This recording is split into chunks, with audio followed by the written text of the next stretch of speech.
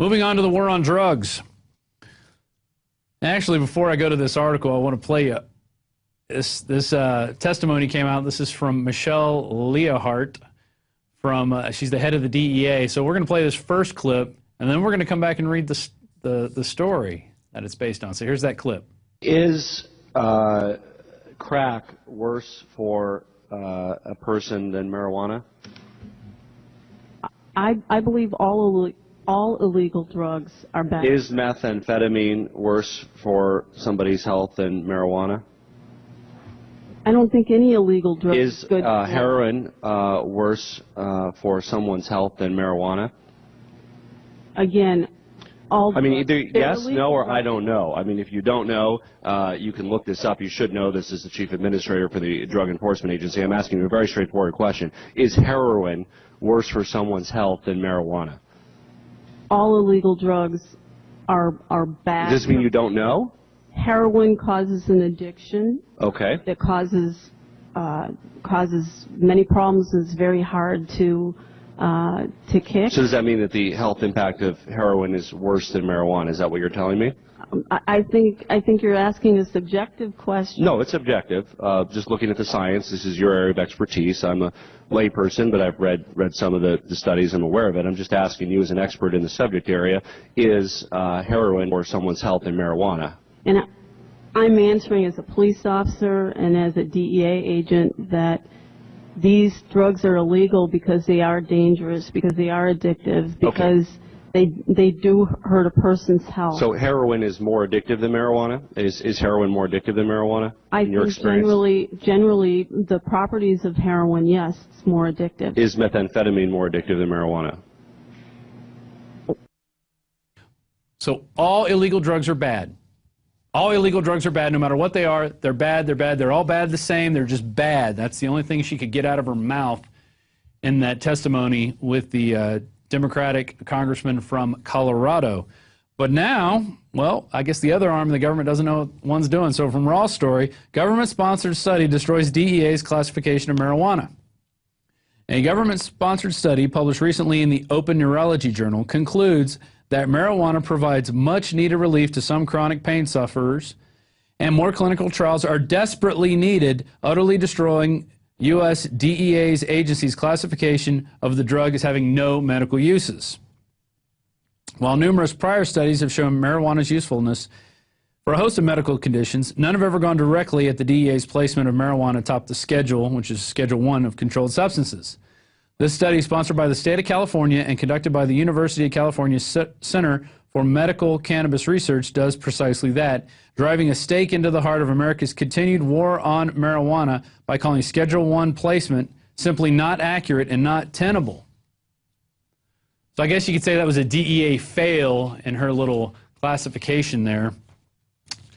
And moving on, also, it says the DEA, as the DEA describes it, drugs listed in Schedule 1 have no currently accepted medical use and treatment in the United States and therefore may not be described, administered, or dispensed for medical use.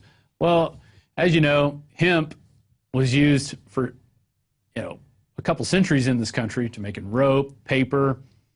You could eat the seeds. You can do all kinds of things with it. Actually, Daimler made his engines to run on hemp fuel oil before he was mysteriously killed. But that's a whole other story. So you can read the rest of that on Raw Story. It was very interesting.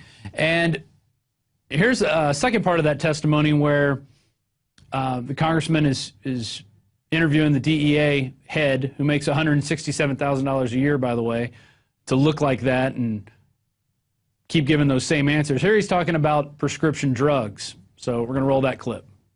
Your top priority, I believe you indicated to us, is abuse of prescription drugs. Is one of the main classifications of prescription drugs painkillers that you're concerned about? That's correct. And are those painkillers addictive? Yes, they are. Very addictive. Are those painkillers more addictive than marijuana? All illegal drugs are in Schedule 1 are addictive. Well, again, this is a health-based question, and I know you're obviously you have a law enforcement background, but I'm sure you're also familiar, given your position, with the science of the matter. And I'm asking, again, clearly your agency has established abuse of prescription drugs as the top priority. Is that therefore an indication that prescription drugs are more addictive than marijuana? All illegal drugs are addictive. Okay, your agency has established abuse of prescription drugs as its top priority. You've indicated as much to us. Does that mean that abuse of prescription drugs is a greater threat to the public health than marijuana? Because it's an emerging threat, because people are turning to prescription drugs faster than any other drug, that is why we prioritize it. Okay, so now we know that the DEA's top priority is prescription drugs and how they're spread out. That's their top priority. That's what she said. But caught on video, Long Beach pot shop raid. And a raid on a marijuana dispensary in Long Beach was caught on video showing officers smashing surveillance cameras and stepping on a suspect. Moves that prompted accusations of the officers' excessive force. There you can see him now. They're going to put their foot right on his neck. That was on the volunteer employee Dorian Brooks. Volunteers. This guy's not even getting paid. One of the officers is seen stepping on volunteer employee Dorian Brooks' back with both feet before stepping on his neck with what Brooks described as 300 pounds of pressure. And then, of course, they see the security cameras go, oh, and then they smash it with a metal rod after they realize that they're being watched and recorded. That's the one thing the vampires don't like. They don't like being watched and recorded. And now they're going to pick up another metal rod and smash the other camera. Because that's what cops are allowed to do. They're allowed to break property and do whatever they want. Look at that. There it is. It's gone. Now they could just go on and beat up people, break stuff, steal, and nothing will ever happen. You'll never see anything of that ever again. So I felt violated and disrespected, Brooks said. Well, you're a lot more than that. It sounds like you have a lawsuit on your hands.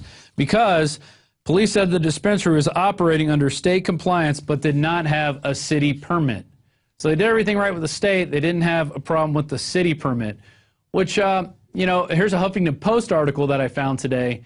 And it was from the makers of oxycodone, or the unapproved makers of oxycodone. They actually have 45 days to cease manufacturing.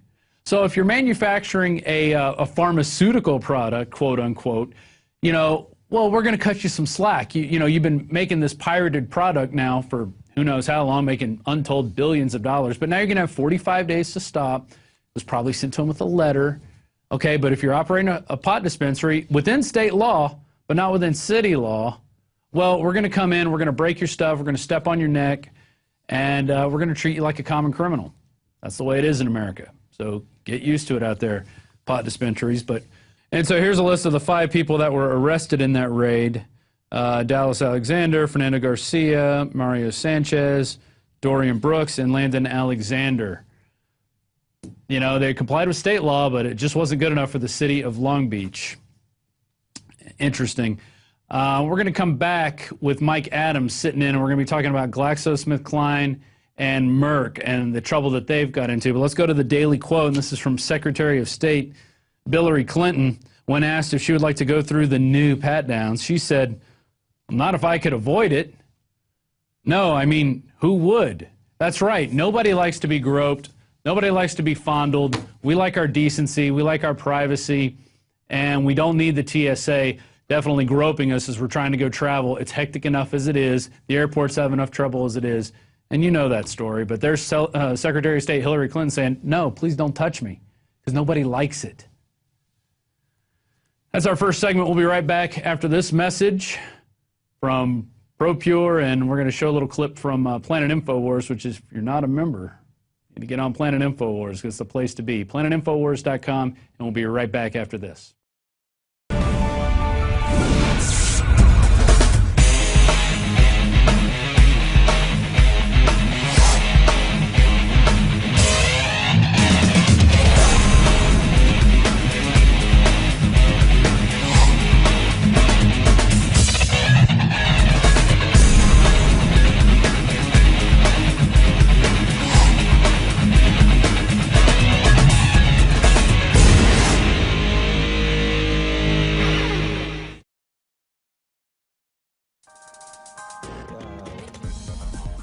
Christy Hightower, site moderator on Planet InfoWars, here to let you know how patriots like you are talking this week.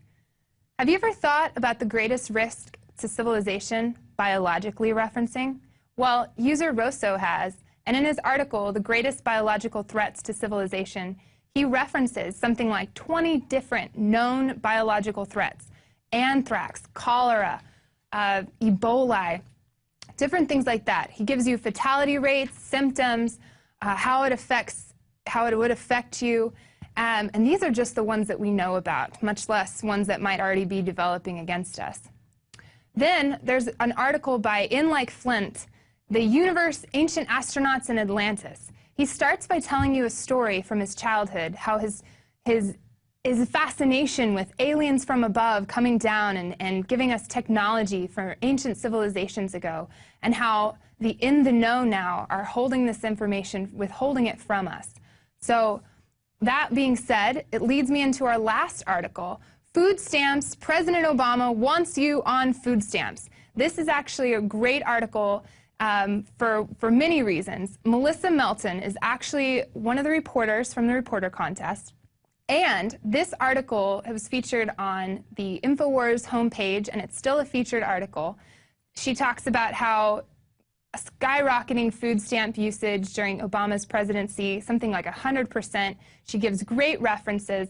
She is well-spoken and had a great response to her article. So that being said, we are looking out for great articles, well-written, well-referenced. So keep up the good work, you patriots out there. And that being said, also, some other things on Planet InfoWars, you can find the deal of the day, like In the Fed t-shirt. We had that on sale for $12.95 in the sidebar, and that's only on Planet InfoWars.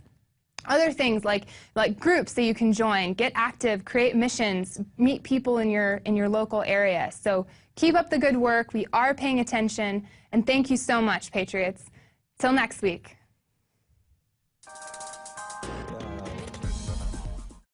Sick of the globalist eugenicist control freaks adding poison to your water and laughing as you get sick and die? Start purifying your water with ProPure. My friends, I've done a lot of research, and the best gravity filter out there, bar none, is ProPure. And it's available discounted at Infowars.com. Its filters are silver impregnated to prevent bacterial growth. There's no priming required. It's NSF 42 certified. Optional fluoride filters can reduce fluoride up to 95%. Easy to set up and use. Doesn't require electricity. Purify water from lakes, streams, ponds, and wells. This filter system leaves in beneficial minerals, which is key. Save money by not buying bottled water and avoid BPA that leaches from the plastic. ProPure is the best gravity-fed filter out there. It's what my family uses. Infowars.com already has the lowest price on ProPure. But if you add the promo code WATER at checkout, you get an additional 10% off at Infowars.com. You can also call to order 888-253-3139.